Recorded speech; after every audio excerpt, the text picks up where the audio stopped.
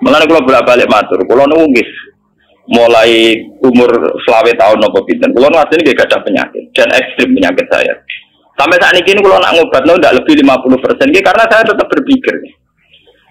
Misalnya cara syariat kan berobat, tapi cara hakikat apa betul keberadaan saya di alam ini penting.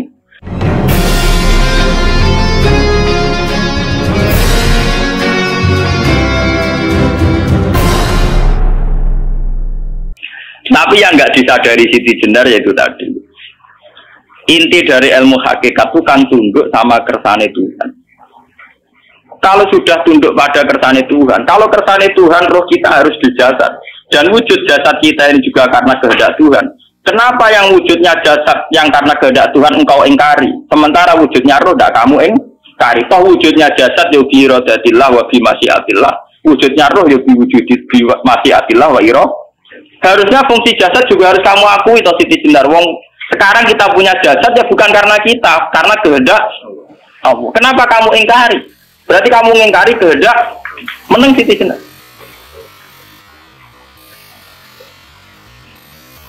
Makanya hakikat yang pertama saya itu pasti khayal. Lah Siti Jenar itu hakikatnya baru yang sampai khayal itu.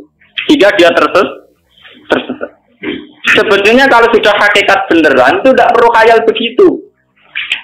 Artinya nggak perlu khayal jasad kita yang senajan orang gunanya ini. Tetap ya wae wujudnya karena kehendak Allah. Juga kita harus terima.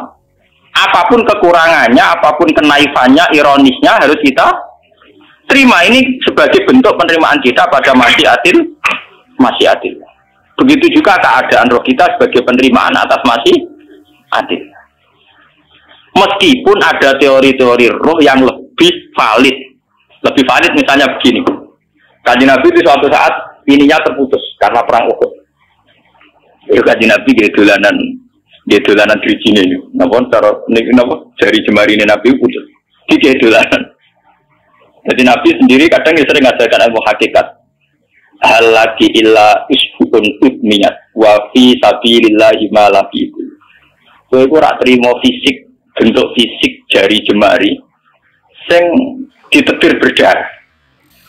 Tapi nak kue-kue fisabilillah ayo wis balik ning Nabi Tatem.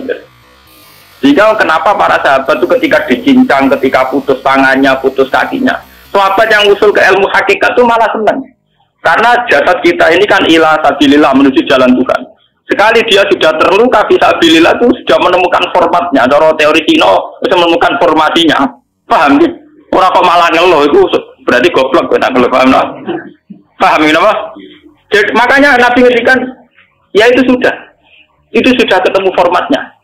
Ketika rohnya para syuhada nanti kembali ke Tuhan ya ketemu formatnya lagi. Itu disebut wala taqulu lima yuqtalu fi sabilillahi amma. Dia tidak mati sesuai formasi awal, yaitu roh kembali ke Tuhan dan jasad ikut mengawal. Nah itu Nabi kadang ya pakai ilmu hakikat begitu. Mulane kula bolak-balik matur, kula niku nggih mulai umur 20 tahun napa pinten. Kula asline nggih gadah penyakit dan ekstrim penyakit saya. Sampai saat ini kula nak ngobatno ndak lebih 50% nggih karena saya tetap berpikir. Misalnya cara syariat kan berobat, tapi cara hakikat apa betul keberadaan saya di alam ini penting.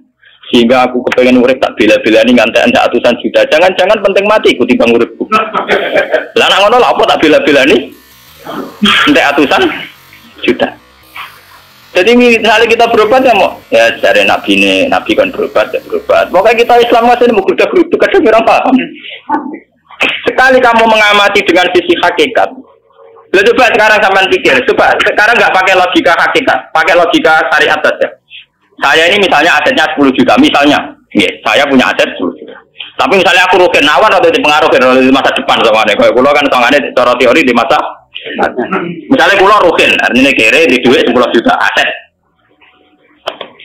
Tujuan saya sembuh kan supaya aku iso sembuh sehat, engkau iso kerja untuk anak. Tapi karena saya sakit nanti operasi tidak 10 juta. Operasi tidak 10 juta. Wong aku repera mesti iso marisi anak. Apa mana nak 10 juta tak ada gue berobatku, malah jelas ra iso marisi. Lah anak ngono penting matiku ya dibanding 10 juta.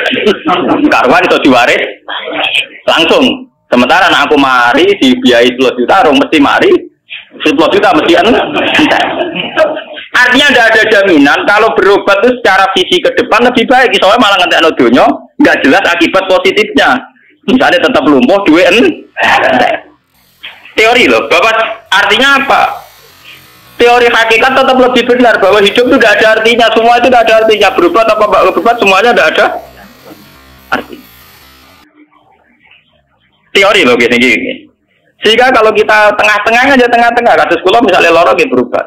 Gusti separuh kula nglakoni syariat, tapi sebagai kula ulama fikih nggih separuh kula lakoni napa?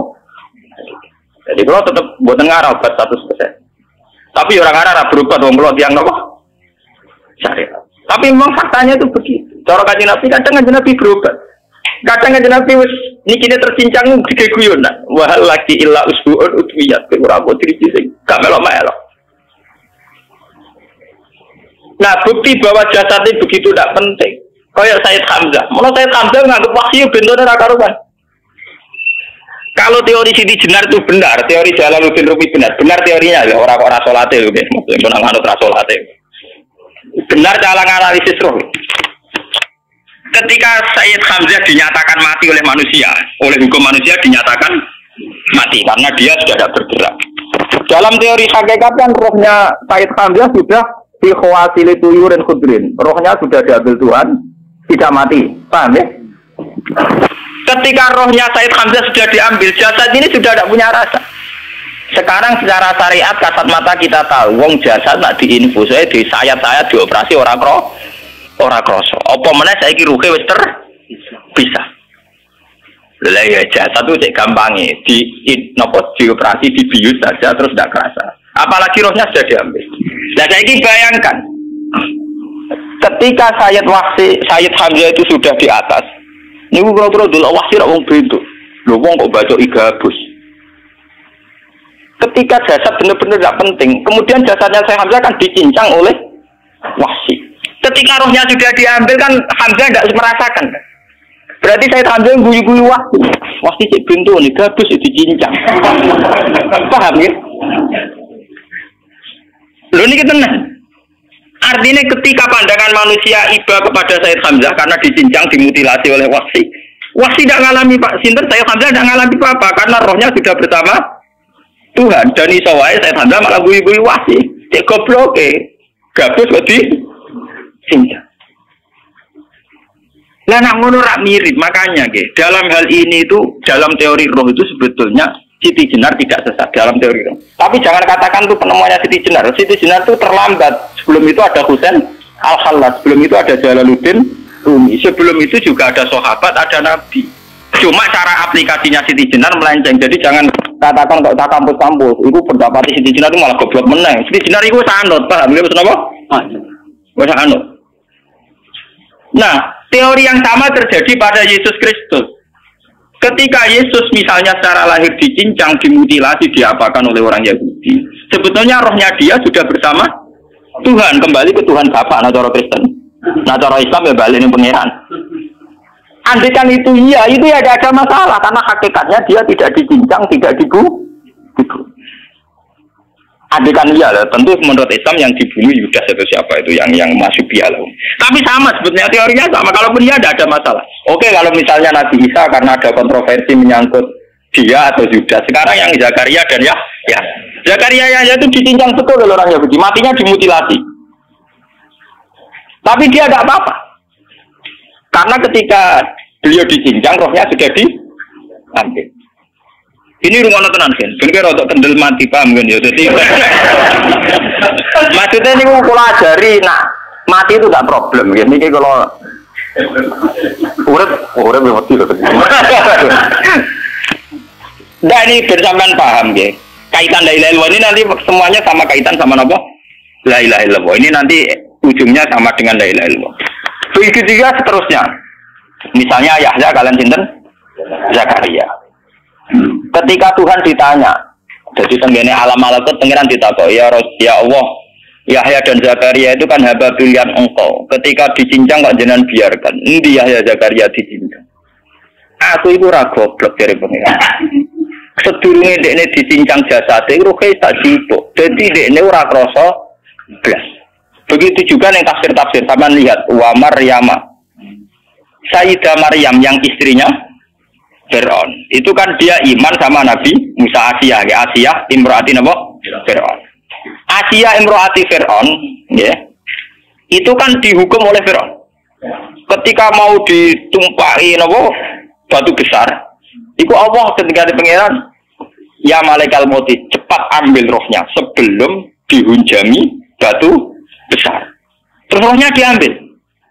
Sebab itu dalam hukum Tuhan, Tuhan itu tidak merasa bahwa Tuhan membiarkan Asiyah, membiarkan Hamzah, membiarkan Yahya, membiarkan Zakaria. Dalam hukum Tuhan, semua orang ini roh-roh terhormat. Akhirnya nak anggo teori iki sing nyincang malah goblok, wong gabus goblok sih.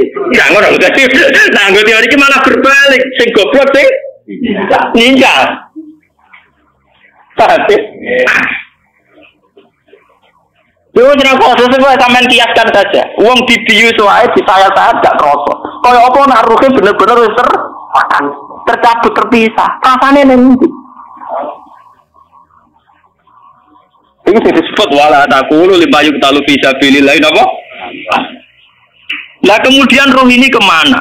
Nah, roh itu sudah menyatu dengan kalimat tauhid. Mesti roh itu bersaksi la ilaha illallah. Itu sih disebut neng alam roh ketika Allah tanya alastu bi rabbikum mesti qalu bala. Mesti mereka jawabnya apa? Bala. Karena alam roh tentu lebih mudah bersaksi akan keberhadiran dan keeksistensi Tuhan Allah Subhanahu wa taala. Paham ya, ini sama penting. Nah, ketika kalimat tauhid sudah menyatu kayak begini, itu mesti kalimat tauhid sing mesti langsung untuk swarga. Itu dimaksud Nabi mustaiqinan biha qalbu mukhlishon biha qalbu. Hati itu qalbu kan nggak bisa kamu artikan jantung atau liver kayak teori modern sekarang. Misalnya qalbun itu apa? Jadi kiai qalbun itu jantung. Nah, ngono beda mek liver. Lah nek liver apa kabidun niku akal-akalan aja padha ora paham. Bahasa kolbun, fikrun, aklun itu sesuatu yang misteri. Roh ini kemudian dengan kalimat tauhid sudah menyatu disebut mukhlishon biha qalbu. Ada tingkat kemurnian hubungan roh dengan kalimat tauhid. Lah kalau begitu pasti dakhalal jannah. Karena tidak mungkin kalimat tauhid kok di neraka. Lah ini ngomong masalah-masalah hakikat. Uang sing gak tahu petualangan hakikat, momennya yang sering bingung bakas duit, bayar kredit, utang jatuh tempo. Orang kan kalau mikir, utang kamu sentak gue mikir duit.